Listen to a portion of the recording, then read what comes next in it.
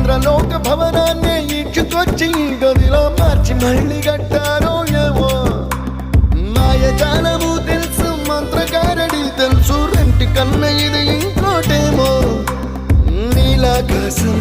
నేలాకొస్తే ఇట్టాగే ఉంటాదో ఏమో ఈ సంతోషం దాచాలంటే హృదయాలు ఓ వంద కావాలేమో ఇంతందంగా ఉంటుందా ఈ లోకం ఇన్నాళ్ళు ఈ మనసుకి తెలియాలేదే పాపం